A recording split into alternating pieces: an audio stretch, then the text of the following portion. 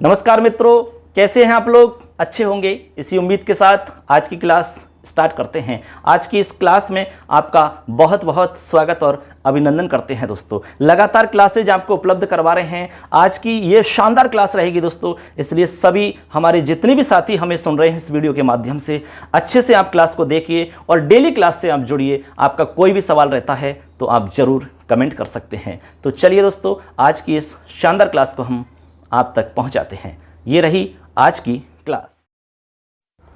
जय माता दी मित्रों, कैसे हैं आप लोग? अच्छे होंगे, इसी उम्मीद के साथ में चलिए आज की क्लास में आपका बहुत बहुत स्वागत करते हैं दोस्तों। यदि आप संस्कृत से तैयारी कर रहे हैं दोस्तों तो ये चैनल आपके लिए बहुत ही उपयोगी होगा। इस चैनल पे आपको सारी क्लासेज मिलेंगी। सेकंड ग्रेड की तैयारी कर रहे हैं तब भी मिलेंगी, फर्स्ट ग्रेड की क्लास मिल जाएंगी आपको और रीड की क्लास मिल जाएंगी दोस्तों। तो चलिए आज की क्लास हम शुरू कर रहे हैं। आज दोस्तों आपको हम समझाएंगे रीति और काव्य गुण क्या हैं। साहित्य की क्लासेस चल रही है हमारी और इसके बाद में मैं आपको हमारा जो ग्रामर का टॉपिक चल रहा है समास, वो भी मैं क्लासेज आपको लगातार दूंगा। इसलिए क्लासों से जुड़ जाइए, चैनल को सब्सक्राइब कर लेना और बेल आइकन को प्रेस कर देना, जिससे कि आपको सारी क्लासेज मिलती रहेंगी समय पर। देखिए रीति क्या होती है इसके बारे में हम आज चर्चा करेंगे, ठीक है। अच्छे से समझाऊंगा, एकदम सरल रूप में आपको समझ में आ जाएगा। इसके बाद मैं बताऊंगा काव्य गुण क्या हैं, कितने काव्य गुण किसने माने हैं। काव्य गुणों की संख्या को लेकर के भी सवाल आता है एग्जाम में, तो वो भी आपको क्लियर हो जाएगा कि काव्य के कितने गुण होते हैं और कितने मानने चाहिए। तो चलिए आज की क्लास शुरू करते हैं। देखिए स्क्रीन पर देख रहे हैं रीति व काव्य के गुण, ठीक। देखिए सबसे पहले हम जानते हैं कि भाई रीति होती क्या है। रीति वैसे तो आप जानते होंगे, जैसे आप कहते हैं कि रीति रिवाज चलते हैं, तो रीति का मतलब है यहां पर मार्ग। किस मार्ग पर जा रहे हैं, कौन सी रीति है आपकी। अलग अलग रीतियां होती हैं, यानी हर व्यक्ति की एक अलग रीति होती है, यानी कि एक अलग मार्ग होता है, या फिर मार्ग, या समझ सकते हैं ढंग, या फिर समझ सकते हैं कि तरीका, या फिर हम समझ सकते हैं शैली, या समझ सकते हैं प्रणाली, या समझ सकते हैं पंथ, या फिर पद्धति। कहने का मतलब है कि जो हमारा रीति शब्द है, इसी रीति शब्द के ये सारे के सारे पर्यायवाची शब्द हैं। तो ये सब के सब आपके रीति के ही नाम हैं, इनको हम रीति ही कहते हैं। अब जो भी आपके लिए सही लगे आप किसी भी शब्द से समझ सकते हैं। अब चलते हैं आगे। साहित्य के अंदर 4 रीति मानी जाती है दोस्तों। कितनी? 4, ठीक है। अब देखेंगे, एक एक को बताएंगे हम 4 रीति कौन कौन सी होती है। देखिए सबसे पहले इसमें रीति आती है आपकी वैदर्भी रीति। नंबर 1 पे है आपकी वैदर्भी रीति। अब रीति क्या है वो समझ चुके हैं। वैदर्भी रीति क्या होती है, साहित्य में किस तरह से इसका प्रयोग होता है, हम कैसे पता लगाएंगे कि किस जगह पर हमारी वैदर्भी रीति है, किस जगह पर गौड़ी रीति है हमारी, किस जगह पर पांचाली रीति है हमारी। इस तरह हम कैसे पहचानेंगे, वो पहचान आपको समझ में आनी चाहिए। यानी आपको इनकी पहचान दिमाग में फिट होनी चाहिए। इनकी पहचान क्या होती है वो आपको यदि पता होगा तो आप पहचान लोगे कि यहां पर आपकी ये रीति काम आ रही है, ठीक है। अब देखिए वैदर्भी रीति का दूसरा नाम क्या है, ये हमारा प्रश्न बनता है सीधा सा। इसको हम कहते हैं ललिता रीति। ललिता रीति। इसके अलावा दूसरा नाम है उपनागरिका रीति। यहां से आपका प्रश्न तैयार हो जाता है, इसलिए ध्यान रखना है। यदि प्रश्न आया कि ललिता रीति किससे संबंधित है या ललिता रीति किसका उपनाम है, वैदर्भी रीति का। उपनागरिका रीति है, कौन सी रीति है, वैदर्भी रीति है। आप तो इस तरह से यहां पर आपको 2 उपनाम ध्यान रखने हैं, ललिता रीति और उपनागरिका। आगे हमने एक श्लोक के माध्यम से समझाया है कि इसके क्या लक्षण हैं, इसकी पहचान कैसे हम करेंगे।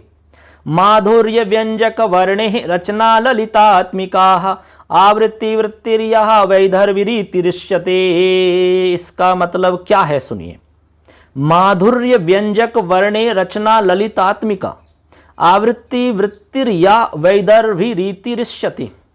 यानी माधुर्य व्यंजक वर्णों से युक्त, माधुर्य यानी मधुरता से युक्त जो व्यंजन वर्ण हैं, उन व्यंजन वर्णों से युक्त, इसके अलावा समास रहित ललित पद युक्त रचना जो होती है उसको वैदर्भी रीति कहते हैं। क्या कहते हैं उसको? वैदर्भी रीति कहते हैं। कुल मिलाकर के आप यूं समझ सकते हैं कि जहां पर माधुर्य व्यंजक वर्ण हो, यानी जिस रचना के अंदर माधुर्यपूर्ण व्यंजक वर्णों का प्रयोग हो रहा हो, आपको जो अच्छे लगने वाले हमारे व्यंजक वर्ण हैं, सुंदर प्रतीत होने वाले व्यंजक वर्ण, जो कोई भी देखे सुने तो उसको बहुत अच्छा लगे, मधुरता से भर जाए, इस तरह के व्यंजक वर्णों से युक्त हो, इसके अलावा समास रहित हो, समास का प्रयोग नहीं हो। अब जहां समास का प्रयोग नहीं होगा तो वो भाषा अपने आप ही सरल हो जाती है, ऑटोमेटिक ही सरल हो जाएगी आपकी। ठीक है, जैसे आपने कहा कि माता पितरौ, अब बहुत सारे लोग माता पितरौ को नहीं समझ पाएंगे, अब द्विवचन का प्रयोग करते हैं तो और दिक्कत हो जाएगी। लेकिन यहां पर यदि हम कहेंगे कि माता च पिता च, तो कोई भी समझ जाएगा, माता और पिता ऐसे। तो यहां पर समास नहीं किया हमने, समास रहित हमने उसको लिखा है, तो वो सरल हो जाता है अपने आप। आगे है ललित पद युक्त रचना। ललित पद युक्त का मतलब है जो सुंदर सुंदर पद हैं हमारे, ललित का मतलब अच्छा, सुंदर। ललित पद युक्त रचना जो होती है उसको हम कहते हैं वैदर्भी रीति। अब आगे इसमें कह रहे हैं कि कालिदास, अश्वघोष आदि इस रीति के प्रसिद्ध कवि माने जाते हैं। भैया क्या माने जाते हैं? वैदर्भी रीति के प्रसिद्ध कवि माने जाते हैं कालिदास और अश्वघोष। ये भी आपको ध्यान रखना है, वैदर्भी रीति के प्रसिद्ध कवि हैं कालिदास, अश्वघोष। यहां से भी प्रश्न बन जाता है। एक पंक्ति भी प्रसिद्ध है कालिदास के विषय में, वैदर्भी रीति ही प्रसंगे कालिदास विशिष्यते। ये आपको ध्यान रखनी है, क्योंकि यहां पर प्रश्न पूछा जा सकता है कालिदास को यहां से हटा करके। जैसे मान लो यहां से कालिदास हटा दिया और फिर पंक्ति आ गई वैदर्भी रीति ही प्रसंगे हे विशिष्यते। अब यहां खाली जगह में क्या आएगा वो आपको बताना है, ऐसा भी प्रश्न एग्जाम में आता है, इसलिए आपको ध्यान रखनी है लाइन। तो कुल मिला के आप समझ गए कि वैदर्भी रीति होती है सरल, जहां सरल, सहज, माधुर्यपूर्ण, इसके अलावा ललित पद इसमें रहते हैं और समास रहित पद इसमें रहते हैं, वो रचना हमारी कहलाएगी वैदर्भी रीति वाली रचना। इस रचना के लिए यानी वैदर्भी रीति वाले जो हमारे कवि हैं कालिदास और अश्वघोष प्रसिद्ध कवि माने जाते हैं। कालिदास से संबंधित एक लाइन याद रखनी है, वैदर्भी रीति प्रसंगे कालिदास विशिष्यते, ऐसे। तो इस तरह से यहां पर फ्रेंड्स हमारी एक रीति हो जाती है वैदर्भी रीति। अब आप कहीं पर पहचान सकते हैं, आपको अंदाजा लग जाएगा जब थोड़ा बहुत आपको उसके बारे में जानकारी होगी, उसके अर्थ इत्यादि के बारे में आपको थोड़ा सा पता होगा, प्रसंग इत्यादि के बारे में कुछ जानकारी होगी, तो निश्चित रूप से आप पता लगा पाओगे कि यहाँ पर कौन सी रीति है, ऐसे। चलिए आगे बढ़ते हैं। आगे हमारी दूसरी रीति है इसमें गौड़ी रीति। कौन सी है? गौड़ी रीति। अब गौड़ी रीति क्या होती है इसको हम समझते हैं। नंबर 2, गौड़ी रीति। गौड़ी रीति का दूसरा नाम है परुषा, इसको हम परुषा रीति भी कहते हैं, परुषा। यहां से भी प्रश्न बन गया आपका, परुषा रीति है, कौन सी रीति है? गौड़ी रीति या फिर वैदर्भी रीति या पांचाली रीति या फिर लाटी रीति, कुछ भी, जो भी हमारे ऑप्शन में आएंगे उनमें से छांट के बताना है कि सही क्या है। तो गौड़ी रीति का दूसरा नाम परुषा रीति होता है, लिखा भी है नीचे हमने, इस रीति को परुषा भी कहते हैं। क्या कहते हैं? परुषा भी कहते हैं इस रीति को। समझना अब अंतर समझना आप, जैसे आपने वैदर्भी समझ ली ना, इस तरह से गौड़ी रीति समझना कि गौड़ी रीति क्या होती है और इसकी क्या विशेषता होती है। आप साहित्य में कैसे पता लगाओगे कि यहां पर गौड़ी रीति है और यहां पर वैदर्भी रीति है, कैसे पता लगाओगे? लक्षण से समझिए अच्छे से। आगे लिख रहे हैं, इसमें संस्कृत में लिखा है इसका लक्षण, ओजः प्रकाशकैस्तु परुषः। ओजः प्रकाशकैस्तु परुषः, ये मम्मट जी ने लिखा है। इसका मतलब क्या है हमने स्पष्ट किया है नीचे। कह रहे हैं कि जहां पर ओज गुण का प्रकाश होता है वहां पर परुषा रीति होती है। ओज गुण, जहां पर ओज गुण रहेगा, क्या रहेगा? ओज गुण। अब ओज गुण क्या होता है ये आपको समझ में आना चाहिए। मैं आपको गुण भी बताऊंगा, अगला टॉपिक हमारा इसमें गुण का है, उसमें मैं समझाऊंगा कि ओज गुण क्या होता है, ठीक है? उसी समय आपको समझ में आ जाएगा। तो याद रखना है कि जहां पर ओज गुण का प्रकाश होता है वहां आपकी गौड़ी रीति होती है। गौड़ी का दूसरा नाम है परुषा रीति। और क्या विशेषता है इसकी? सुनिए, दीर्घ समास युक्त पदावली का प्रयोग होता है। देखिए बहुत ही इंपॉर्टेंट लाइन है ये सारी की सारी। गौड़ी रीति के अंदर दीर्घ समास युक्त पदों का आपको प्रयोग देखने को मिलेगा। जब साहित्य आप पढ़ रहे हैं और वहां आपको दिख रहे हैं कि बड़े बड़े आपके समास युक्त पद हैं, ठीक है, तो आप समझ जाना कि यहां पर गौड़ी रीति का प्रयोग हुआ है। इसके अलावा जैसे मान लो ओज गुण का प्रकाश दिखाई दे रहा है, ओज गुण आपको दिखाई दे रहे हैं, तो उससे भी अंदाजा लगा लेना कि गौड़ी रीति है यहां पर। तो दीर्घ समास युक्त पदों का प्रयोग होगा। इसके अलावा कर्ण कटु शब्दावली, ऐसे शब्दावली का प्रयोग जो कि कर्णों के लिए कटु लगे, कानों को सुनने में अच्छी नहीं लगे, इस प्रकार की आपको शब्दावली भी मिलेगी। बहुत सारे शब्द हमारे कानों को चुभते हैं, कड़वे लगते हैं, कानों को कटु लगते हैं ऐसे, तो यहां पर कर्ण कटु शब्दावली का प्रयोग होगा। इसके अलावा कठिन रचना, यहां पर जो रचना होगी वो कठिन मानी जाएगी, यानी कठिन रचना लिखी जाती है, तो समझ जाना वहां पर गौड़ी रीति है, उसी को कहते हैं गौड़ी रीति। तो अब दोस्तों आप समझ गए होंगे कि गौड़ी रीति क्या होती है, किसको कहेंगे हम गौड़ी रीति, और वैदर्भी रीति क्या होती है, दोनों में अंतर समझ में आया होगा आपको। अब तो गौड़ी रीति में समझना है दीर्घ समास युक्त पदावली का प्रयोग मिलेगा, इसके अलावा कर्ण कटु शब्दावली मिलेगी, इसके अलावा कठिन रचना मिलेगी, उसको हम कहेंगे गौड़ी रीति। आगे ध्यान रखना है, इसमें मधुरता और सुकुमारिता का अभाव रहता है।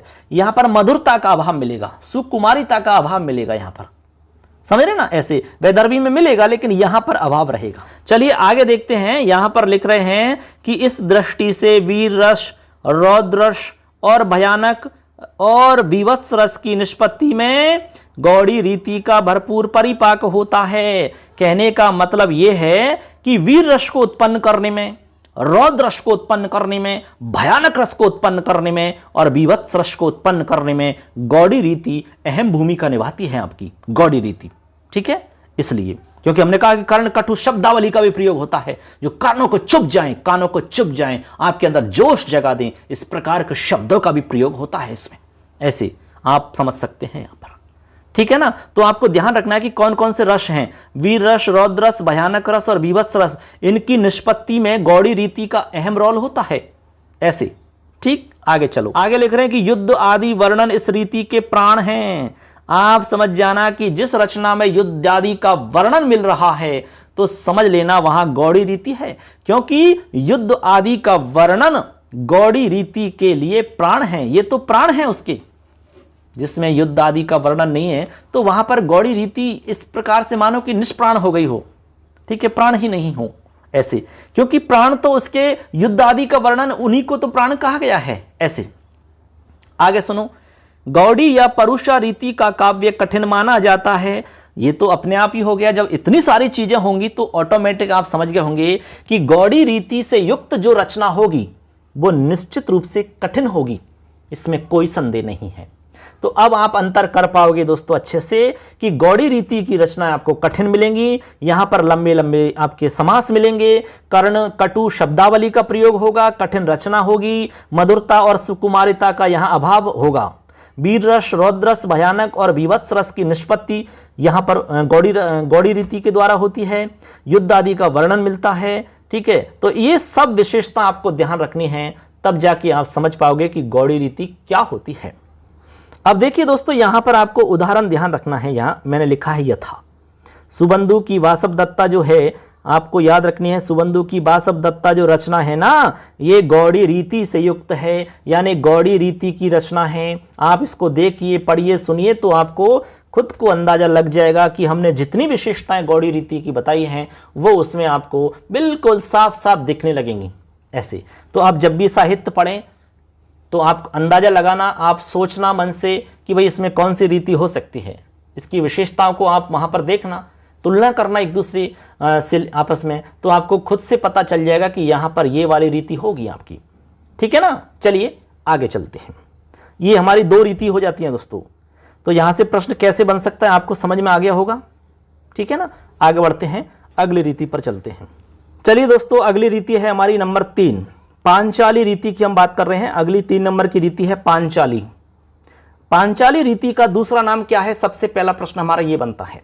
उत्तर है सुकोमला या समन्विता। ये आपको ध्यान रखने दो नाम, सुकोमला और समन्विता, ये दो नाम हैं। किसके उपनाम हैं? पांचाली रीति के। अब पांचाली रीति क्या है उसको आगे समझाया है। देखिए यहां पर एक पंक्ति लिखी है, माधुर्य सौ कुमार्यो प्रपन्ना पांचाली। इसका मतलब क्या हुआ, हिंदी में लिखा है हमने, पांचाली में मधुरता और सुकुमारता होती है, यानी यहां पर आपको मधुरता मिलेगी और सुकुमारता मिलेगी। जैसा हमने गौड़ी में बताया कि गौड़ी में मधुरता सुकुमारता का अभाव मिलेगा, वहां नहीं मिलेगी आपको मधुरता, तो पांचाली में मिलेगी आपको। पांचाली के अंदर आपको मधुरता मिलेगी, सुकुमारता मिलेगी। इसके अलावा इसमें आपको ध्यान रखना है, वैदर्भी और गौड़ी रीति का मिश्रण जो है ना, उसी को पांचाली रीति कहते हैं। यानी पांचाली रीति के अंदर वैदर्भी रीति और गौड़ी रीति दोनों को मिक्स कर दिया है, ऐसे समझो आप।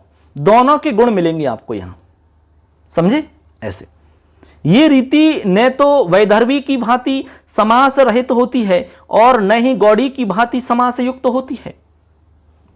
यानी समास रहित भी नहीं कह सकते आप, जैसे वैदर्भी में समास रहित हमने कहा, तो यहां पर समास रहित भी नहीं कह सकते और न ही गौड़ी की भांति समास युक्त कह सकते हैं।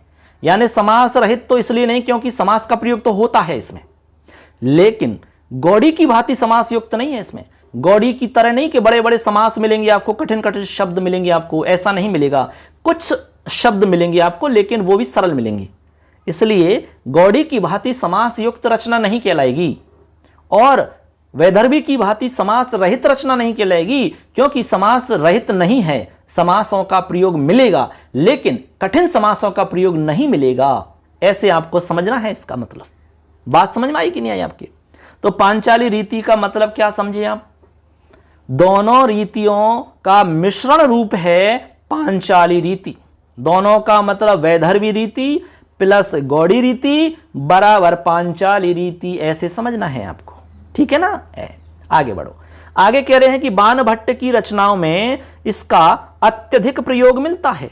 बाणभट्ट जी की रचनाओं में इसका प्रयोग बहुत ज्यादा मिलता है। किसका? पांचाली रीति का प्रयोग बाणभट्ट की रचनाओं में बहुत मिलता है। अब बाणभट्ट जी की रचनाएं देखिए, आप पढ़कर देखिए, उनको अंदाजा लग जाएगा कि पांचाली रीति क्या है। वैसे तो अंदाजा लग गया होगा, क्योंकि वैदर्भी आप समझ चुके, गौड़ी आप समझ चुके, दोनों को मिश्रित कर दिया है यहां पर, और कुछ खास बात नहीं है। ऐसे जैसे इंद्र वज्रा उपेंद्र वज्रा को मिश्रित करके उपजाति छंद बनाया जाता है, इसी तरह आप यहां समझ लिए कि वैदर्भी और गौड़ी रीति को मिश्रित करके पांचाली रीति बनती है। ठीक है? अब देखो यहां पर उदाहरण दिए हैं। एक तो हर्षचरित और कादंबरी इसका श्रेष्ठ उदाहरण है, ये आपको ध्यान रखना है। प्रश्न आ सकता है कि पांचाली रीति का श्रेष्ठ उदाहरण है हर्षचरित और कादंबरी, इसका प्रसिद्ध उदाहरण माना जाता है। ऐसे आपका प्रश्न यहां से तैयार हो जाता है। ठीक है ना? बाणभट्ट की रचनाओं में सबसे ज्यादा प्रयोग मिलता है, इसलिए कादंबरी का नाम याद रखना है और हर्षचरित का नाम याद रखना है आपको। और अब इसमें आपको कोई खास बात है नहीं ऐसी, तो आप समझ गए होंगे कि भाई माधुर्य सौकुमार्यो प्रपन्न पांचाली, पांचाली में मधुरता और सुकुमारता होती है, वैदर्भी और गौड़ी का मिश्रण होता है ये, ऐसे आपको ध्यान रखना है इसमें। ठीक है? लेकिन वैदर्भी की भांति समास रहित रचना नहीं होती है ये, और न ही गौड़ी की भांति समास युक्त तो होती है। समास तो होता है, लेकिन गौड़ी की तरह नहीं होता है ऐसे। ठीक है ना? क्लियर? तीन हमने रीति बता दी आपको। अब तीनों रीतियों में आपको कोई कंफ्यूजन नहीं होना चाहिए, अलग अलग स्पष्ट आपको समझ में आ जाना चाहिए। वैदर्भी रीति क्या है, गौड़ी रीति क्या है और पांचाली रीति क्या है। अब लास्ट है अगली हमारी चौथी, लाटी रीति। लाटी रीति वैसे बहुत सारे लोग इसको मानते ही नहीं है। ठीक है? मेन तो हमने जो तीन बताई है इन्हीं को लोग मानते हैं, लेकिन फिर भी कुछ लोग इसको स्वीकार करते हैं, इसलिए हम इसको भी बता रहे हैं। तो चौथी और लास्ट है हमारी लाटी रीति। देखिए चौथी और लास्ट रीति है लाटी रीति। अब लाटी रीति क्या होती है सुनिए। कह रहे हैं कि कुछ विद्वान इसे स्वीकार ही नहीं करते हैं। परवर्ती आचार्यों ने रीति के 3 से अधिक भेद स्थापित किए हैं, लेकिन जो परवर्ती आचार्य हुए हैं उन्होंने 3 से ज्यादा भेद बताए हैं। लाट देश में प्रयुक्त होने वाली एक रीति लाटी रीति का प्रादुर्भाव हुआ है। यानी लाट देश के अंदर जो एक रीति बनी है, रीति का मतलब जिस प्रणाली या जिस ढंग या पद्धति से वो रचनाएं करते हैं, उसका नाम रखा उन्होंने लाटी रीति। ठीक है? तो वहां से लाटी रीति का प्रारंभ माना जाता है, प्रादुर्भाव माना जाता है, ऐसे आप समझ सकते हैं। चलिए मित्रों आगे बढ़ते हैं। आगे यहां पर संस्कृत में एक पंक्ति लिखी हुई है, लाटी तु रीति वैदर्भी पांचाल्योरंतरे स्थिता। मतलब वैदर्भी तथा पांचाली के बीच की रीति है ये। यानी लाटी जो है ना वो वैदर्भी और पांचाली के बीच की रीति इसको माना है। दोनों के लक्षणों से कुछ कुछ युक्त रीति को हम लाटी रीति कहते हैं। ऐसे आपको समझना है। दोनों का मतलब हो गया वैदर्भी और पांचाली। ठीक है, वैदर्भी और पांचाली जो हमारी दो रीति हैं, इन दोनों के कुछ कुछ लक्षण इसमें मिलेंगे आपको, उसी का नाम हो जाएगा आपकी लाटी रीति। क्या हो जाएगा? लाटी रीति। लिखा भी है कि दोनों के लक्षणों से कुछ कुछ युक्त जो रीति रहेगी उसका नाम रहेगा लाटी रीति। ठीक है, इसमें बहुत कुछ खास बात है नहीं, नॉर्मल सी बातें हैं जो आपको समझनी है। पंक्ति याद रख लेना, लाटी तु रीति वैदर्भी पांचाल्योरंतरे स्थिता। आगे लिख रहे हैं कि सर्वप्रथम आचार्य रुद्रट ने, याद रखना है नाम रुद्रट ने समास के आधार पर लाटी रीति को चौथी रीति के रूप में स्वीकार किया। ये आपके लिए काफी इंपॉर्टेंट लाइन है, यहां से प्रश्न बन सकता है। प्रश्न आ जाए कि सर्वप्रथम किसने समास के आधार पर लाटी रीति को चतुर्थ रीति के रूप में स्वीकार किया? उत्तर हो जाएगा रुद्रट। क्या हो जाएगा? रुद्रट ने चौथी रीति के रूप में स्वीकार किया है इसको। कौन को? लाटी रीति को। तो इस तरह से मित्रों हमने आपको 4 रीतियों के बारे में बता दिया जिनको हम साहित्य में काम लेते हैं, उनकी विशेषता मैंने समझाई। अब जब भी आप साहित्य में कुछ पढ़ोगे तो आप अंदाजा लगाना, सोचना कि यहाँ पर कौन सी रीति हो सकती है, जिससे आपको समझ में आ जाएगी। विशेषता दिमाग में ध्यान रखनी है। जब तक विशेषता ध्यान नहीं रहेंगी तब तक आप पता नहीं कर पाओगे। भाई वैदर्भी रीति क्या होती है उसकी विशेषता दिमाग में रखना, गौड़ी रीति की विशेषता अपने दिमाग में होनी चाहिए, और पांचाली रीति क्या होती है ये आपके दिमाग में होनी चाहिए, और लाटी रीति क्या होती है ये आपको अच्छे से क्लियर होना चाहिए दोस्तों। तो अब बढ़ते हैं आगे। तो रीति वाली जो हमारी कहानी है वो पूरी हो जाती है, इसमें कोई आपका डाउट नहीं होना चाहिए। जितना आपके एग्जाम के लिए पर्याप्त है वो मैंने आपको यहाँ पर समझाया है, अच्छे से बताने का प्रयास किया है, और मैं जो नोट्स बना रहा हूँ वो भी मैं आपको लास्ट में उपलब्ध करवा दूंगा।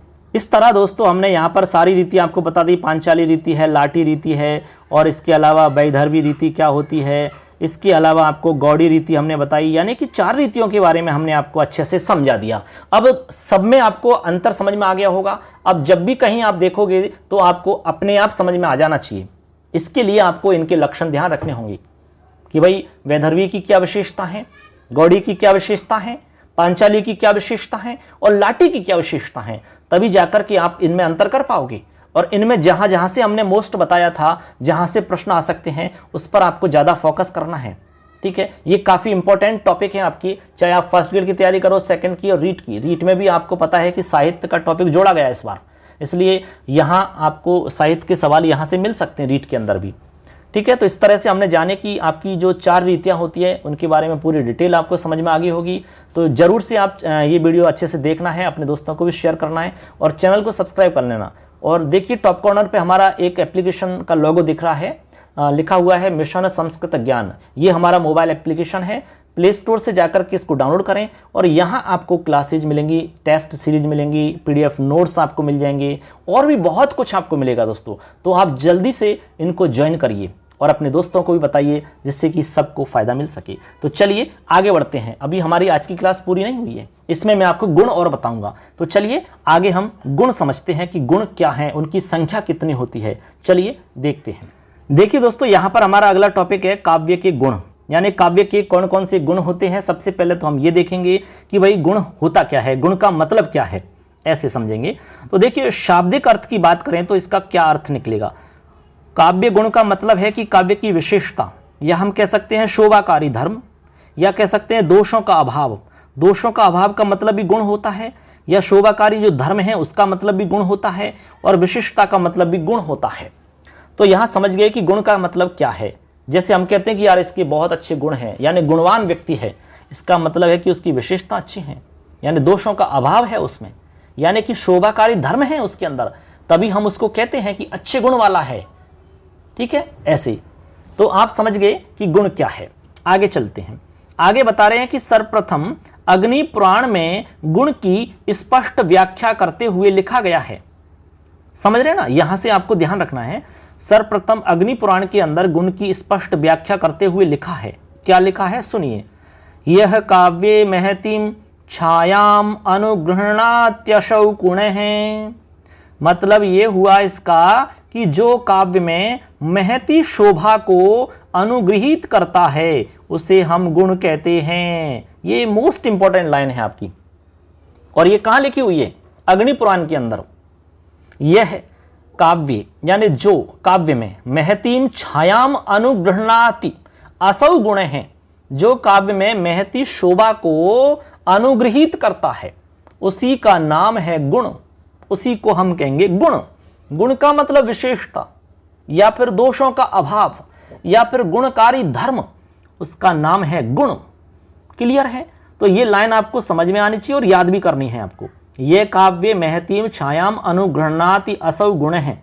ऐसे कहां बात की गई है? ये सर्वप्रथम अग्नि पुराण में गुण की स्पष्ट व्याख्या करते हुए ये वाली लाइन आपको ध्यान रखनी है, ऐसा कहा गया है। ठीक है, आगे बढ़ते हैं। आगे इसमें वामन के अनुसार क्या कहा गया है, इसको भी समझते हैं। वामन क्या कह रहे हैं? वामन ने कहा है कि काव्य शोभायाः कर्तारो धर्माः गुणाः। बहुत ही बढ़िया बात कही है। यानी काव्य शोभायाः कर्तारो धर्माः गुणाः, मतलब काव्य के शोभा विधायक धर्म गुण हैं, यानी जिनसे काव्य की शोभा बढ़ती है, ऐसे जो हमारे धर्म हैं उनका नाम गुण है, उन्हीं को गुण कहा गया है। काव्य की शोभा बढ़ाने वाले जो धर्म है ना, उनको गुण कहा है। किसने? वामन ने।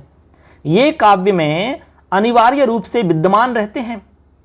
हाँ, निश्चित रूप से होते हैं। या फिर इसका हम अर्थ यूं समझ सकते हैं कि काव्य में शब्द अर्थ दोनों को उत्कृष्ट बनाने वाले धर्म को गुण कहा जाता है। समझे? काव्य के अंदर जैसे शब्द और अर्थ, मेन चीज दो ही होती हैं, शब्द और उसका अर्थ। शब्द और अर्थ दोनों को उत्कृष्ट बनाने वाले दो धर्म हैं ना, उनका नाम गुण है। यानी शब्द को अच्छा बनाने वाले धर्म को, या फिर अर्थ को अच्छा बनाने वाले धर्म को, इनको हम कहेंगे गुण। ठीक है? या फिर आप ऐसा समझ सकते हो कि किसी भी काव्य में शब्द की उत्कृष्टता को बढ़ाने वाला गुण कहलाता है, या फिर कह सकते हैं किसी भी काव्य में अर्थ की उत्कृष्टता को बढ़ाने वाला धर्म गुण कहलाता है। ऐसे आप समझ सकते हैं। तो वामन के अनुसार याद रखना है, काव्य शोभाया कर्तारो धर्मा गुणाः। मान लो प्रश्न आता है कि काव्य शोभाया कर्तारो धर्माः गुणाः किसने कहा? वामन ने कहा। किसके अनुसार बताया गया है? वामन के अनुसार बताया गया है। ऐसे आपको ध्यान रखना है। वामन ने किसको गुण माना है, ऐसा भी प्रश्न बन सकता है। तो याद रखना है, काव्य शोभाया कर्तारा धर्मः, यानी काव्य की शोभा को बढ़ाने वाले जो आपके धर्म है ना, उसको उन्होंने गुण कहा है वामन ने। ठीक है ना? आगे चलिए। अब देखिए मित्रों, आगे इसमें बता रहे हैं कि गुण रस के धर्म हैं। अब देखो, आप रस तो जानते होंगे, जो रस है हमारे, ठीक है, जैसे कि आपका हास्य रस होता है, करुण रस होता है, ठीक है ना, भयानक है, आपका विभत्स है, बहुत सारे रस हैं। आपके 9 रस होते हैं, हमने रसों के नाम भी बताए थे। श्रृंगार रस होता है, शांत रस है, ठीक है ना, ऐसे। तो यहाँ कह रहे हैं कि गुण जो है हमारे, वो रस के धर्म हैं। ये योग्य वर्णों से अभिव्यक्त होते हैं, केवल वर्णों के आश्रित रहने वाले नहीं हैं। ये समझे कि नहीं? यानी गुण जो है ना, वो रस के धर्म हैं। रस के धर्म, यानी रस का धर्म क्या है? गुण। ये योग्य वर्णों से अभिव्यक्त होते हैं। जो योग्य वर्ण हैं उससे ये प्रस्फुटित होते हैं, उससे अभिव्यक्त होते हैं।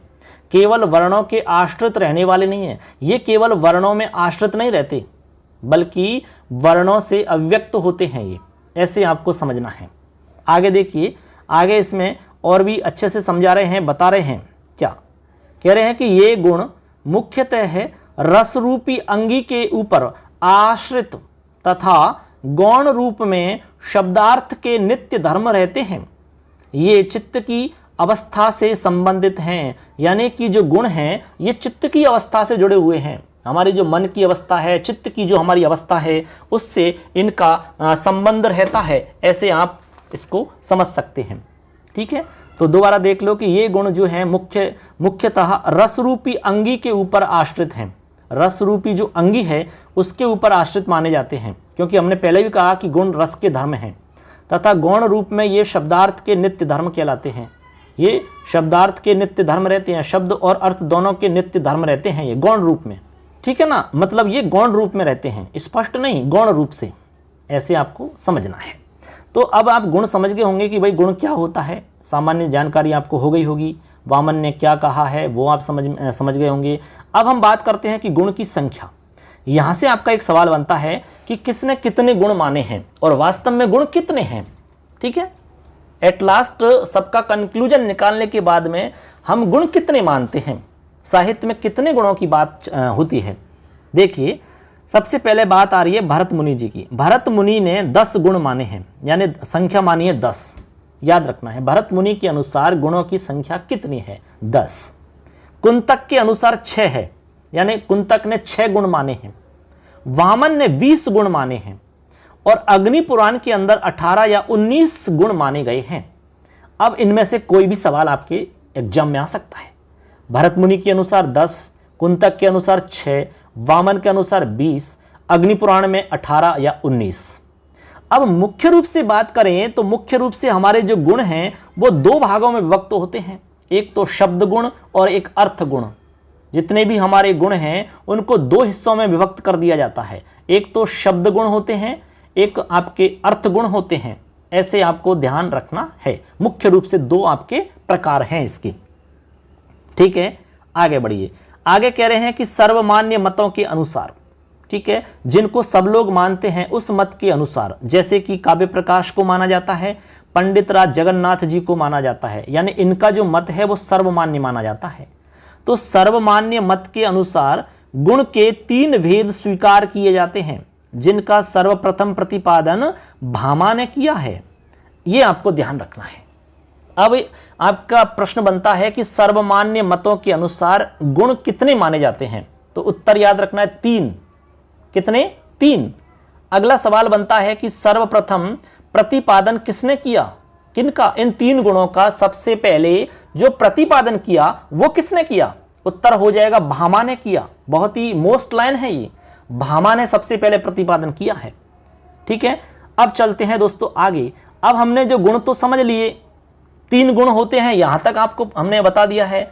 मुख्य रूप से 2 गुण हैं, शब्द गुण, अर्थ गुण। भरत मुनि के अनुसार 10, कुंतक के 6, वामन के 20, अग्नि पुराण में 18 या 19। लेकिन वो 3 गुण कौन से हैं वो अब हम समझते हैं। तीनों गुणों में क्या अंतर है, उनकी क्या विशेषता है, आप साहित्य में कैसे पहचानोगे कि यहां पर ये वाला गुण है और यहां पर ये वाला गुण है। इसके लिए पहचान ध्यान रखनी होगी, जैसे रीतियों में हमने आपको बताया था, ऐसे ही आपको यहां पर भी समझना होगा। तो चलिए आगे बढ़ते हैं। देखिए, हमारा अगला इसमें बिंदु समझना है, इसके 3 प्रकार, यानी कि गुणों के 3 प्रकार हैं, उनको हम समझेंगे एक एक को अलग अलग। चैनल को सब्सक्राइब कर लेना और हमारे मोबाइल एप्लीकेशन को प्ले स्टोर से डाउनलोड जरूर करना, उसमें आपको क्लास ज्वाइन करनी है दोस्तों। ठीक है, तो आगे बढ़ाते हैं क्लास को। देखिए, हमारे 3 गुण होते हैं। सबसे पहला माधुर्य गुण, दूसरा है ओज गुण, तीसरा है प्रसाद गुण। सबसे पहले तो नाम याद रखना है। 3 गुण कौन कौन से हैं? माधुर्य, ओज और प्रसाद। क्लियर सबके? माधुर्य, ओज, प्रसाद, ये 3 गुण हो गए आपके। अब एक एक को समझते हैं। सबसे पहले आ रहा है माधुर्य गुण। माधुर्य गुण क्या होता है, हम कैसे पता लगाएंगे साहित्य के अंदर कि यहां पर माधुर्य गुण है? वैसे तो नाम से पता लग रहा होगा, जहां पर मधुरता की बात हो, मधुरता, सरल, सरस, ठीक है, तो वहां पर ऑटोमेटिक ही माधुर्य गुण हो जाता है। जिसको सुनकर के पढ़ करके मजा आ जाए, आनंद की अनुभूति उत्पन्न हो जाए, तो समझ लेना माधुर्य गुण है। चलिए विशेषता देखते हैं। माधुर्य गुण के अंदर आपको ध्यान रखना है, सरल सरस पदावली का प्रयोग होता है। जिस साहित्य में सरस और सरल पदावली का प्रयोग किया जा रहा है, समझ लेना माधुर्य गुण का प्रयोग हो रहा है। इसके अलावा आगे ध्यान रखना कि सभी रसों में पाया जाता है। माधुर्य गुण सभी रसों में मिल सकता है आपका, सभी रसों में। ऐसा रस फिक्स नहीं है कि भाई इस रस में ही माधुर्य गुण होगा, ऐसा नहीं है। सभी रसों में ये पाया जाता है माधुर्य गुण। इसके अलावा बिना प्रयास किए ही पढ़ करके सुन करके अर्थ का अवबोध हो जाना, ठीक, यानी कि बिना प्रयास किए, आपको अधिक प्रयास करने की आवश्यकता नहीं है। जैसे आपने पढ़ा, जैसे आपने सुना, ऑटोमेटिक अर्थ का अवबोध हो गया, अर्थ आपको समझ में आ गया। इसका मतलब है कि वो माधुर्य गुण से युक्त रचना है। नहीं तो बहुत जल्दी तुरंत सुन के पढ़ करके अर्थ समझ में नहीं आता है, और आ रहा है तो समझ लेना माधुर्य गुण युक्त रचना है वो। ऐसे आपको यहाँ विशेषता ध्यान रखनी है। तो माधुर्य गुण में याद रखना है सरस सरस पदावली, सभी रसों में ये पाया जाता है गुण। बिना प्रयास के किए ही पढ़ लिख करके अर्थ का अवबोध कर लेना, अर्थ को समझ लेना, ये विशेषता है माधुर्य गुण की। ठीक, आगे चलिए। नंबर 2 पे है आपका ओज गुण। ओज गुण की क्या विशेषता है सुनो। ओज का मतलब जोश है, ऐसा मान लो आप, वीर रस। ठीक है, तो इसमें देखो मन में वीर, जोश और उत्साह का उमंग उत्पन्न होता है, यानी कि मन में वीर, जोश और उत्साह उत्पन्न करने वाला गुण है ओज गुण, ओज। ठीक, अब आगे कह रहे हैं कि वीर, रौद्र, भयानक, विवत्स रस युक्त है, यानी कि ये रस इससे रिलेटेड है आपकी। मतलब ये हुआ कि आपके ओज गुण से रिलेटेड वीर रस, रौद्र, भयानक और विवत्स रस आपको ध्यान रखने हैं। ठीक है, जैसे हमने माधुर्य में कहा कि यहाँ कोई रस फिक्स नहीं है, सभी रसों में पाया जाता है ये गुण, लेकिन ओज गुण आपका वीर रस में मिलेगा, रौद्र रस, भयानक रस, विवत्स रस यहां पर आपको मिलेगा। ये ऐसे आपको ध्यान रखना है। जहां भी ओज गुण मिल रहा है तो समझ लेना वहां या तो वीर रस होगा, या रौद्र रस होगा, या भयानक रस होगा, या फिर विवत्स रस होगा, ऐसे। ठीक है ना, क्लियर है। इसमें कोई बहुत कठिन काम नहीं है, कोई भी कठिन इसमें बात नहीं है जो आपको समझ में नहीं आएगी। फिर भी कोई दिक्कत है तो आप कमेंट करिए, फटाफट हमें बताइए कि ये समझ में नहीं आ रहा है, उसको हम समझेंगे। अब चलिए मित्रों आगे देखते हैं। लास्ट और तीसरा है प्रसाद गुण। क्या है प्रसाद गुण। अब प्रसाद गुण क्या होता है, चलिए विशेषता देखते हैं।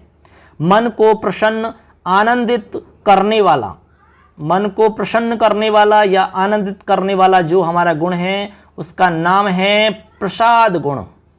इसमें सुंदर पदावली का प्रयोग होता है, यानी सुंदर पदावली का प्रयोग होगा, सुंदर शब्दों का इसमें प्रयोग होता है प्रसाद गुण के अंदर। इसके अलावा समास का अभाव रहता है, या फिर यूं कह सकते हैं कि इसमें अल्प समास का प्रयोग होता है, यानी कि कम समास का प्रयोग होता है इसमें, या फिर हो सकता है कि अभाव हो, अभाव भी हो सकता है, और न्यून समास का प्रयोग भी हो सकता है। तो समझ लेना प्रसाद गुण है। अब देखिए इसमें आपको ये देखना है कि भाई कौन कौन से हमारे रस हैं, ठीक है, जिनमें ये पाया जाता है। तो याद रखना है श्रृंगार रस, शांत रस, इसके अलावा याद रखना है करुण रस और हास्य रस, इनमें ये पाया जाएगा आपका प्रसाद गुण। श्रृंगार रस में, शांत रस में, इसके अलावा करुण रस में और हास्य रस में कौन सा गुण पाया जाएगा प्रसाद गुण।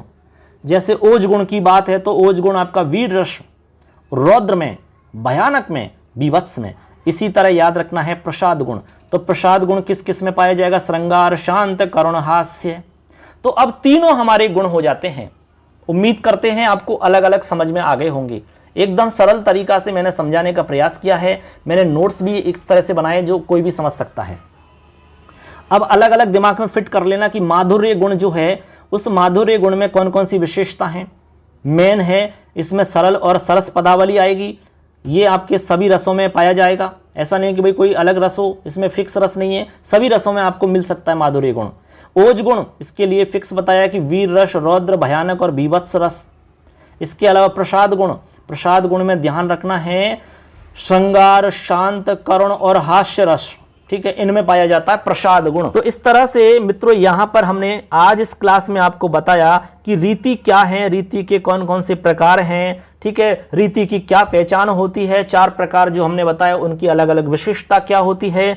इसके बाद में आपको गुण बताए थे कि काव्य के कौन कौन से गुण होते हैं, काव्य का गुण क्या होता है, कितने प्रकार होते हैं, किसने कितने प्रकार बताए हैं। ये तमाम बिंदुओं पर हमने चर्चा की है, बहुत ही सरल तरीका से आपको बताने का प्रयास किया है। उम्मीद करते हैं आपको ये वीडियो बहुत अच्छा लगा होगा और आपके लिए हेल्पफुल रहेगा। आप चाहे किसी भी एग्जाम के लिए तैयारी करो तो सबके लिए बहुत बहुत शुभकामनाएं। एग्जाम के लिए माता रानी आपकी हर मनोकामना पूर्ण करे। ऐसे ही लगातार क्लासेज आपको मिलती रहेंगी। तो इसी तरह से मित्रों आपको लगातार क्लासेज मिलती रहेंगी। क्लासेज का आनंद लीजिए, अपने दोस्तों को जोड़िए, चैनल को सब्सक्राइब करिए और हमारा जो मोबाइल एप्लीकेशन है स्क्रीन पर दिख रहा होगा उसको भी आपको डाउनलोड करना है, जिससे कि आपको सभी क्लासेज लगातार समय पर मिलती रहें। दोस्तों तो कैसा लगा जरूर बताना, और अच्छा लगता है तो एक लाइक जरूर करना। दोस्तों मिलेंगे अगली क्लास में, तब तक के लिए जय हिंद, वंदे मातरम, जयतु संस्कृतम, जय माता दी।